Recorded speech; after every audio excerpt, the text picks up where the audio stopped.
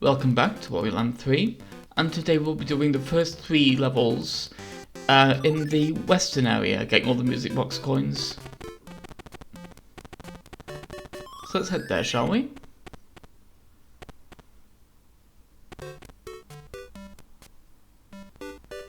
Starting with Desert Ruins, which we'll come into at night. Doesn't really matter in this case, but it does affect the quicksand, which means it affects the route we have to take for some things. Because the quicksands here, they can't do certain platforming as easily. So the first few coins are in the Sun Temple, which is still can be a little bit confusing because for some reason I always think the Sun Temple's on the left, even though the Sun Temple's on the right.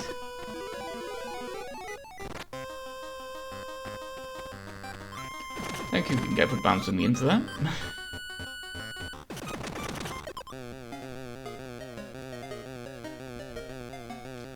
We'll need that later, but not yet.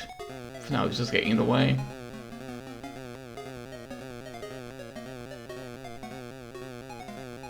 So many hammer bots.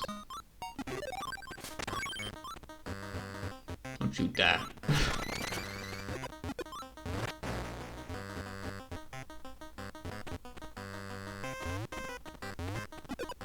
I still like this guy that's just trapped in the middle of anything and kind of harmless. So this is kind of interesting because the first few coins we need to go all the way to the bottom of this room, then all the way to the top. So to get all the way to the top, we need to go up, obviously. But we also now actually need these hammer bots.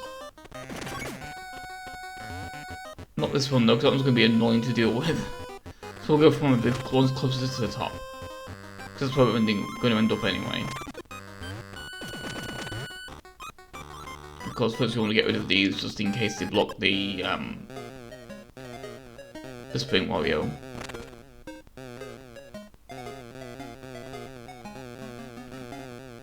So it's all the way up, I mean all the way to the top. And this part can be a little annoying because first of all accidentally springing out, but also accidentally knocking the little green spear bot guy off the ledge because we actually need him up here.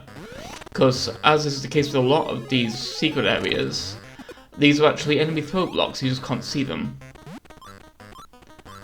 And obviously this isn't the first game to disguise blocks like that, but at least in Metroid, in Super Metroid, you can use X-ray to actually see what the blocks really are.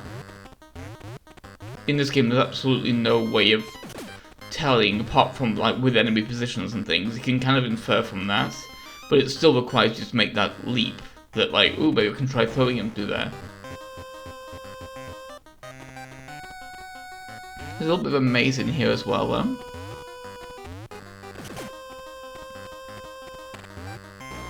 But we need to access it from all the way on the left here.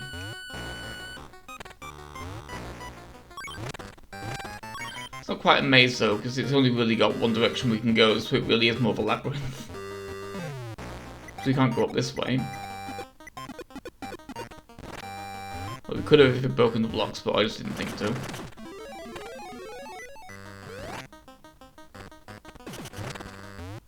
So that's the first part of the labyrinth, but now there's also this bit here too.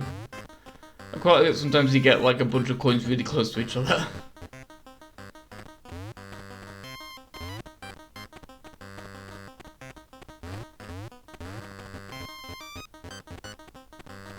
So next it's time to go to the Night Temple.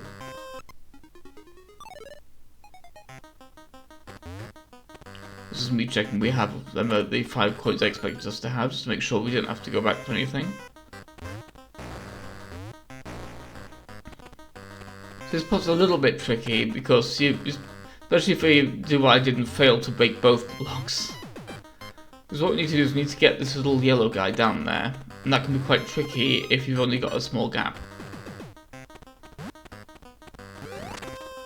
Because now, it's the same as before, these are actually throwing enemy blocks. If I can not accidentally knock him off, anyway. Yeah, I accidentally killed him, so I have to go back and respawn him. So now I've got quite an easy coin to get, one we've got before. One like that. It's a shame I couldn't have just landed on the bat, but then again it's really hard to you can't really turn into the bat unless you're sitting down on the floor, so you won't be able to do anything cool, like dropping onto the bats and immediately going into Bat Wario mode, because that would have been cool to be able to do that. The game just doesn't let you. Which is a shame, because, again, sometimes the game just needs to give you, like, a way to do a cool move. And if you don't have a way to do that cool move, it can be kind of disappointing.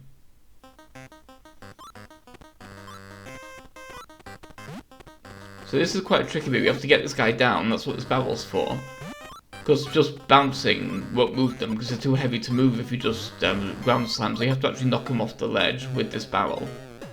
Because as you can see there, they're completely stable, so you have to go up the right here to get this coin.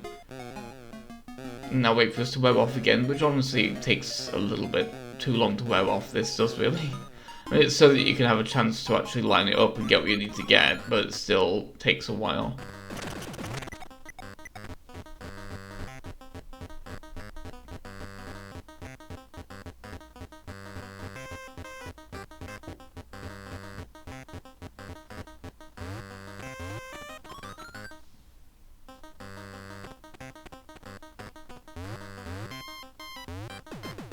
So now let's go all the way up, shall we? Because we have all the coins now.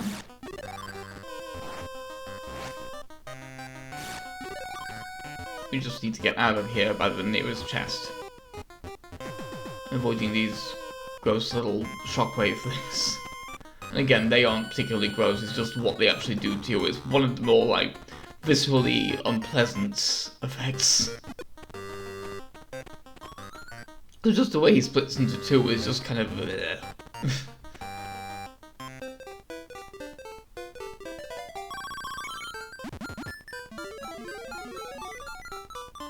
is probably the most interesting part of the image is the golf flag. Because everything else is just going to be likely just shades of green at this point. That's kind of the problem with having such a simple image to unlock. It's not particularly interesting to unlock.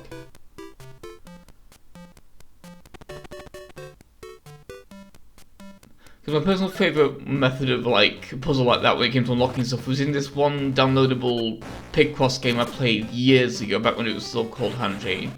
Actually, I think it was called Tsunami at the time, actually. And it was this thing where, like, on the little downloadable thing, it predated apps, but like on the little downloadable program, it had this special kind of what it called a super tsunami, where the whole idea was it would have a bunch of 10 by 10 puzzles, or 20 by 20 or something like that all kind of came together block by block to make a really big image. And at the time, that was very new to me. That was a new kind of puzzle, because I wasn't really familiar with the other, like, final boss Picross images. So that was really cool. It made like a fairground. It was a very fun one to build, because every step of it was kind of a unique visual part. Well, here with this colouring in the golf course, it's just golf courses don't really have that many colours. There's not really much you can do with a golf course really in that way.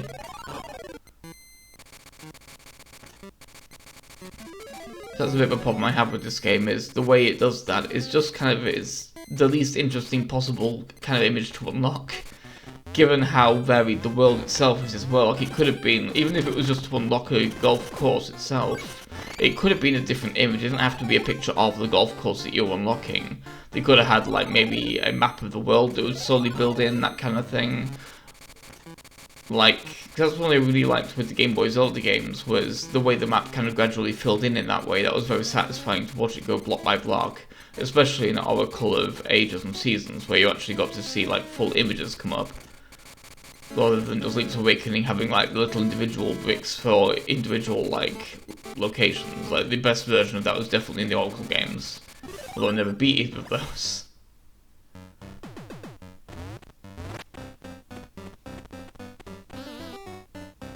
That was a bit of a tangent, but it was one I felt was relevant.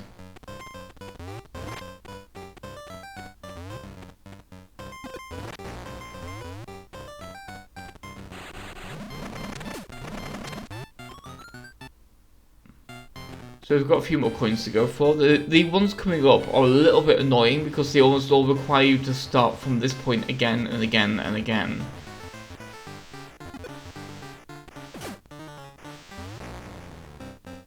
Because now we have to go to that track. Once we've gone down here, and this really well hidden little path. Luckily though, you can kind of infer where the path should be based on where the coin is.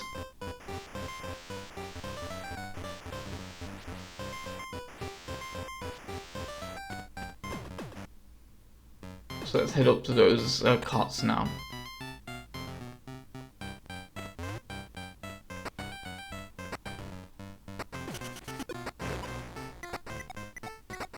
And these stupid fire guys.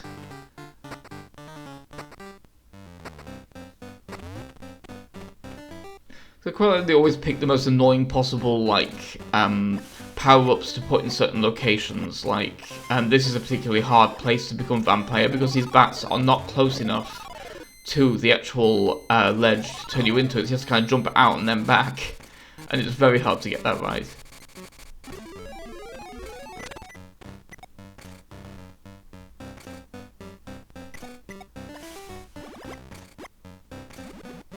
I was saying this is kind of an annoying bit because we have to keep coming, because we have to keep kind of like leaving the little carts, and therefore the cart's now gone.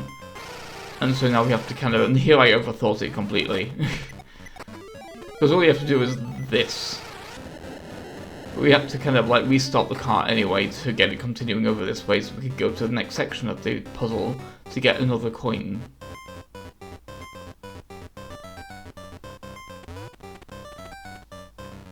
Which is down here, of course. Be very careful here though, because these fire guys, it's going to be a disaster navigating here.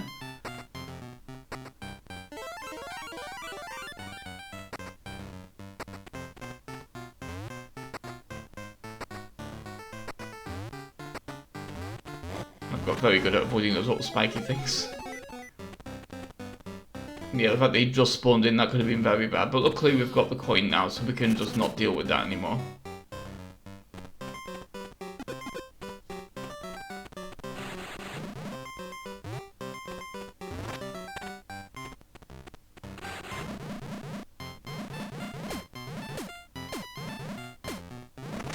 So now this is one of the first coins we actually got in this level.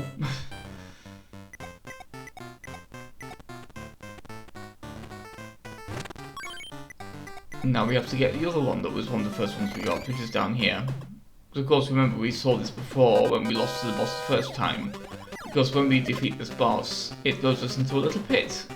Well, not when we lose the boss, it throws us past this door into this little pit. We could have just broken the blocks after beating the boss as well, but I didn't feel like this boss is annoying. And this is just the fast, because also it's above the blocks as well, so you can't actually reach it from there. But now it's time to find an exit. And of course we're going to go for the obvious exit.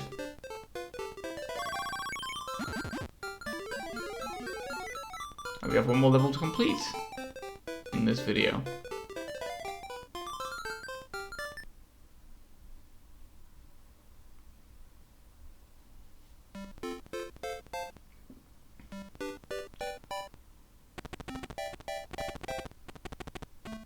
Yeah, I kind of forgot which order we're going in, but no, we're going to go for here, the Pool of Rain, which is a really easy one to do, really, because this coin's right here, and we just need to go a little bit further up.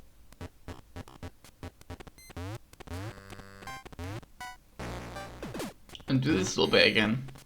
Because we're here at night, these little guys aren't walking around, which makes it much easier to deal with these guys.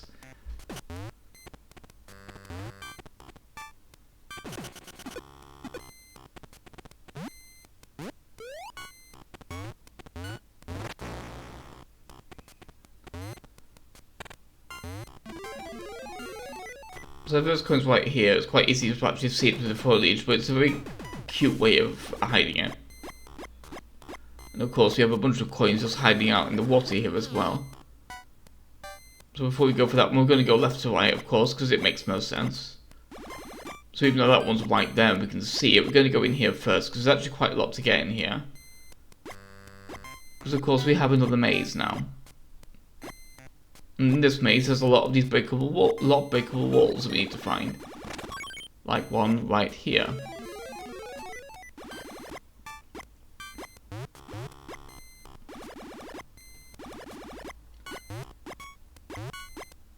And then one over here.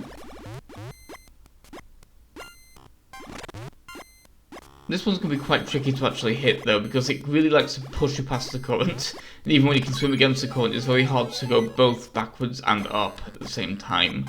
It's difficult to get that angle just right. So it can be quite frustrating, that one, but it's the most annoying one that the level got now.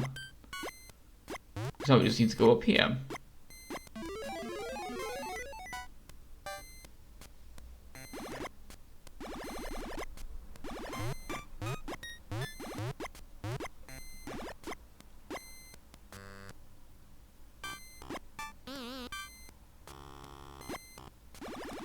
You may have noticed a bit of an issue with my recording quality with the microphone. It's because my Audacity, for some reason, is really having some issues. It's giving error messages all over the place. So instead of having to record through OBS.